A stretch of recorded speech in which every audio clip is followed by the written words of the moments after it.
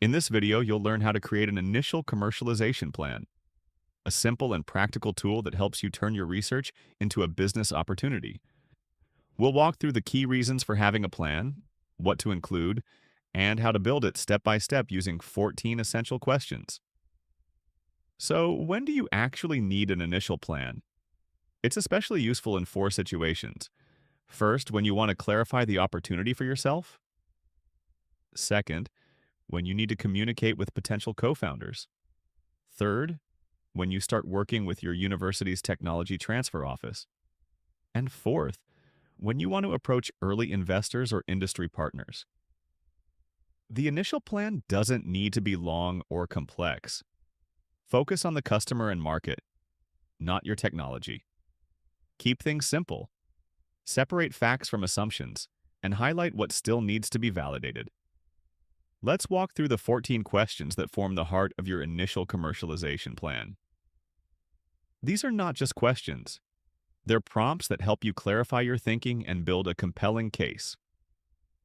First, what customer problem does your solution solve? Be specific. What pain point or unmet need are you addressing? Next, who exactly is your target customer?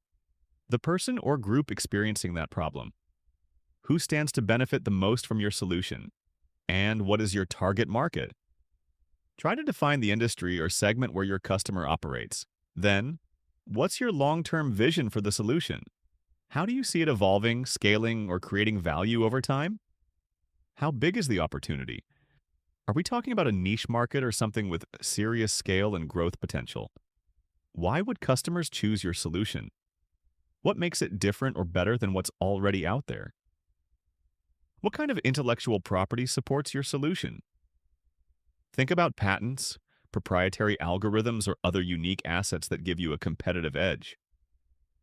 Who's on your founding team? And what's the university's role? Highlight the relevant skills, experience, and support structures around you. And how do you plan to make money? What's your business model?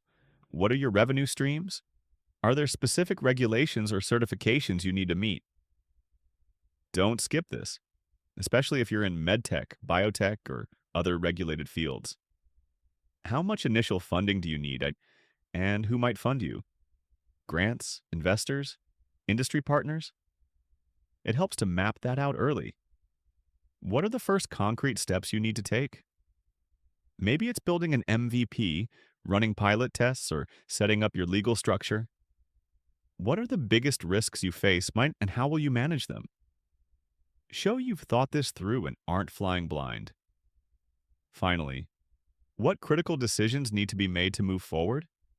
Maybe it's forming a company, choosing a go-to-market path, or securing key partnerships. A strong team is also critical. Make sure roles are clearly defined, equity is fairly distributed, and shareholder agreements are in place. Balance technical, operational, and strategic skills for best results. Next, think about your funding strategy. Identify potential sources, such as grants, investors, or venture capital.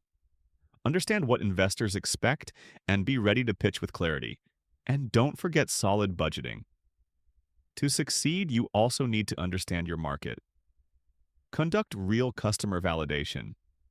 Clearly define who your customers are and what they need, and use that feedback to refine your approach continuously. Let's wrap up.